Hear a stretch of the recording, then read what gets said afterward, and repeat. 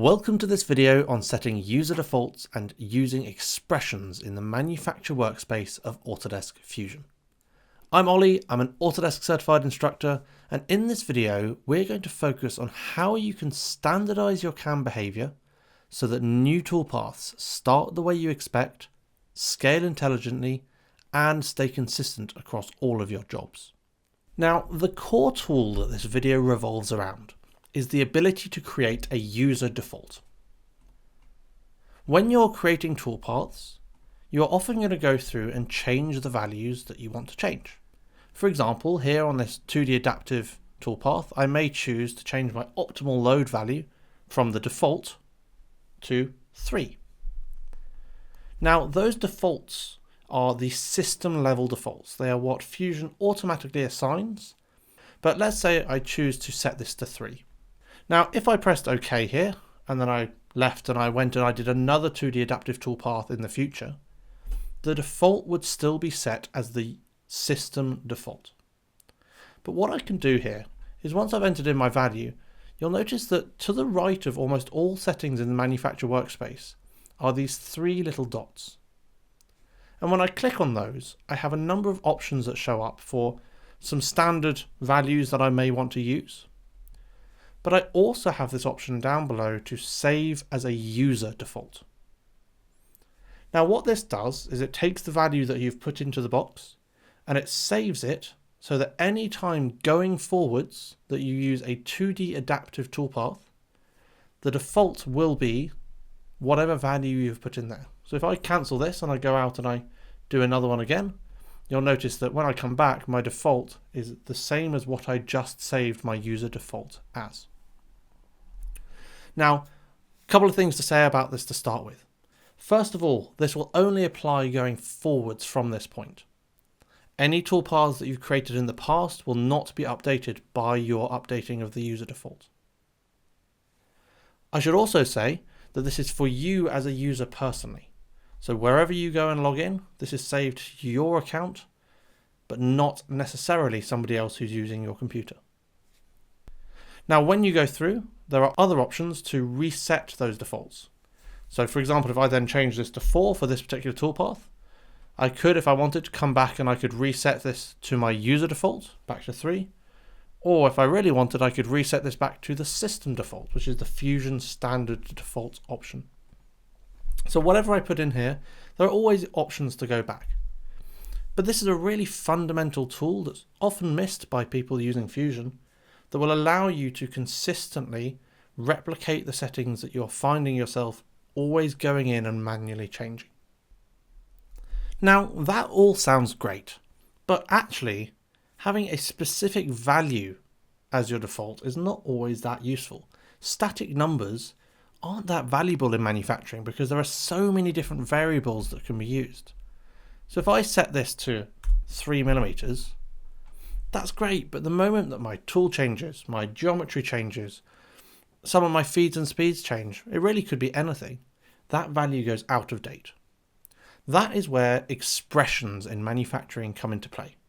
And expressions work very similar to parameters in the design workspace. If I go back to my 3 dots, I'll notice an option for edit expression. Now right now my expression is just 3mm because that's what I typed in.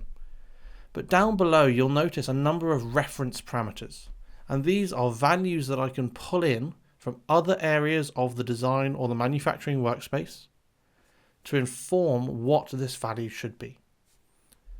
For example, I could go through and I could say I want to reference something about the tool. Now you'll notice that there's a lot of different options that I can try and use when defining something about the tool. And you'll notice here that the option for tool diameter as a manufacturing parameter shows up. So I can now say that I want my optimal load to be related to the tool diameter. And I could go through and I could say, well, actually I want that to be times something like 0.4, 0.5, to say I want it to be 40% of the tool diameter. When I do that and I press OK, it's going to pull through and create the value that is dependent on my tool diameter. If I went in and I selected a different tool, For example, I selected a 10mm tool. You'll notice that my optimal load value has updated because 40% of a 10mm diameter tool is 4. So expressions allow you to set values based on other changes that are made. It takes that default and it allows you to apply them at a more scalable level, because I can now set this as my user default. And when I say I'm setting this as my user default, I'm setting the expression as my user default, not the value.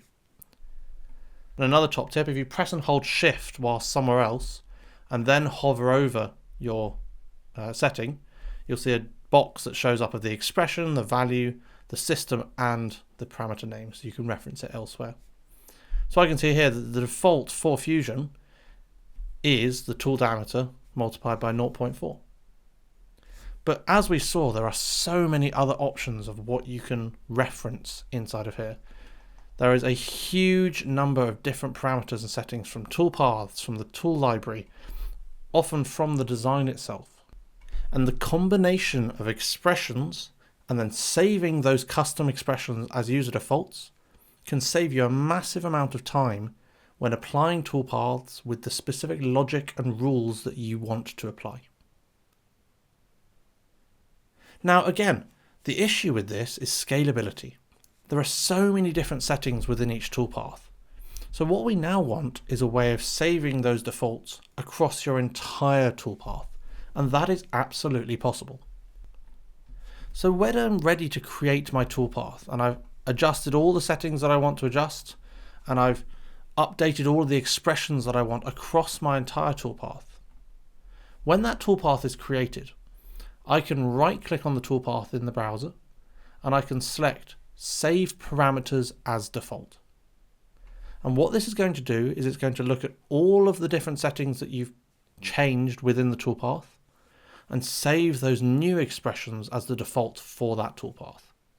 Now that's not going to take into account any geometry that you've selected or anything that's specific to this model, but it is going to take those expressions of tool diameter or anything else that are in those expressions for the next time that you use that toolpath inside this file or in another file.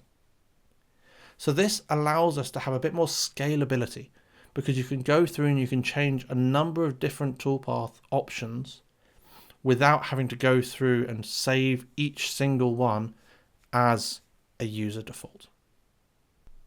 Now, at this point, I want to take a second to explain the difference between expressions and templates. Now, the way I like to think of it is that templates define what toolpaths you are using, because again, templates can have multiple toolpaths inside of them. But then the expressions inside those toolpaths define how those toolpaths behave. In a way, you can consider templates as if they are their own user default, but a very specific one that is used in a specific situation. Now, ultimately, you're going to use these two tools together to get the optimal experience. Often, you will have a user default, which is the most commonly used toolpath settings and expressions that you're going to need. But then you'll often have templates with slight variations in those expressions for specific situations that keep coming up. That might mean that you can use a 2D adaptive toolpath in a specific way for a specific situation, but still have your defaults for the most common way that you use it. So templates and expressions work very similarly. They have slight differences, but ultimately you want to use them both in conjunction to get the best out of Fusion. Hopefully by this point, you're able to understand how you can use user defaults to control how your toolpath settings start, and how expressions let those toolpaths adapt automatically instead of relying on fixed values. Now, in the next video we're going to release, we'll take those expressions further and look at advanced logic, including conditional expressions, limits, rounding, and how you can share these expressions across an entire team. So keep an eye out for that video. If you found this useful, give us a thumbs up and subscribe to the channel for more content. Thanks for watching, and I'll look forward to seeing you in the next video.